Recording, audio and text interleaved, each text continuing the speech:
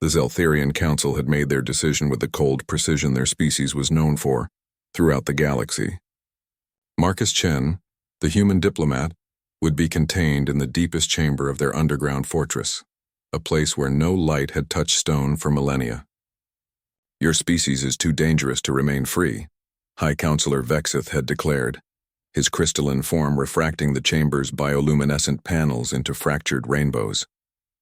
The reports from 12 systems confirm it. "Humans are Deathworlders, violent, unpredictable, primitive. You will remain here until the Council determines what to do with your kind." Marcus had nodded calmly, his dark eyes reflecting a patience that unnerved the alien assembly. "I understand your concerns, High Counselor, but I think you've misunderstood what makes humans dangerous." Now 3 standard cycles later, Marcus sat in absolute darkness, listening to the faint vibrations through the stone walls. The Zeltharians, like most galactic species, had evolved on worlds with gentle suns and predictable environments. Their fortress, carved from solid bedrock, was considered impregnable. They had no concept of what true darkness could teach. The first lesson came when the auxiliary power failed in Sector 7. The Zeltharians, accustomed to their bioluminescent guidance systems, found themselves effectively blind. Their crystalline bodies, beautiful in light, became liabilities in shadow. They stumbled through corridors they had walked for centuries, their panic frequencies bleeding through the walls. Marcus heard them long before they realized he was no longer in his cell. "Lost?" His voice came from everywhere and nowhere in the darkened maintenance tunnel. The 3 Zeltharian guards froze, their forms barely visible as dim outlines in the emergency lighting. "The primitive has escaped," Guard Captain Thelanex whispered into his communication crystal. "How is this possible?" "I didn't escape," Marcus replied, his footsteps silent on the metal grating. "You just never understood the nature of my prison. Your people see darkness as absence, the absence of light, of sight, of hope. My people learned long ago that darkness is potential." The guards clustered together, their crystalline bodies chiming in distress. "Show yourself, Deathworlder." A gentle laugh echoed from the shadows. "I'm right here. But let me ask you something. When did your people last look up at night?" "Night?" Thelanex's confusion was evident. "Our homeworld has 3 suns. There is no night." "Exactly." Marcus stepped into view but somehow remained partially obscured as if the shadows bent around him. "You've never seen the stars?" "Not really. You've never needed to navigate by constellations, never had to find your way home by the light of distant suns.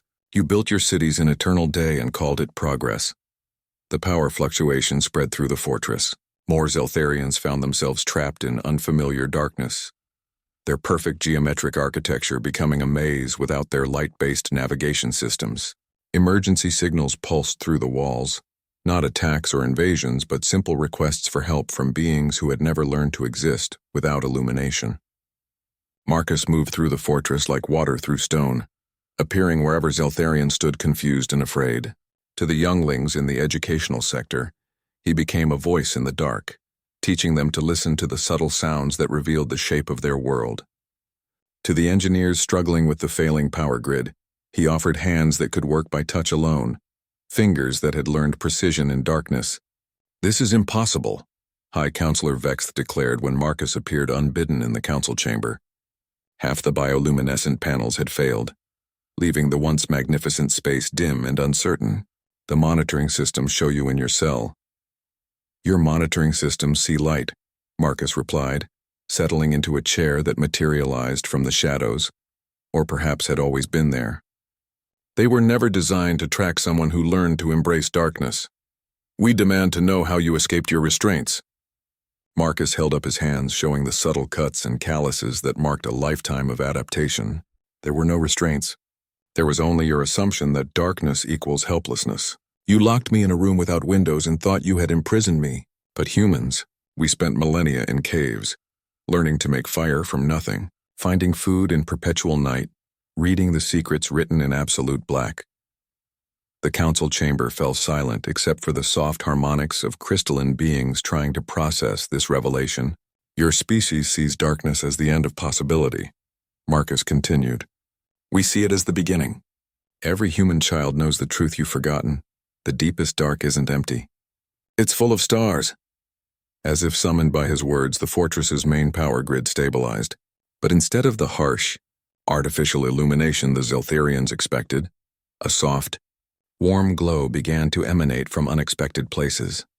Alcoves and corners where Marcus had somehow coaxed bioluminescent organisms to grow in new patterns, creating a gentle network of natural light that transformed the sterile fortress into something beautiful.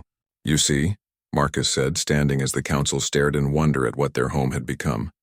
"You thought you were containing a monster. But monsters are born from fear of the dark, humans. We're born from partnership with it."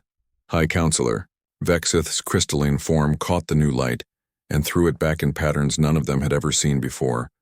Not the cold precision of artificial illumination, but the warm complexity of starlight. "What do you want from us?" the High Counselor asked. Marcus smiled, and in the soft glow of living light, it was neither threatening nor submissive. It was simply human. "I want to teach you to see the stars," he said.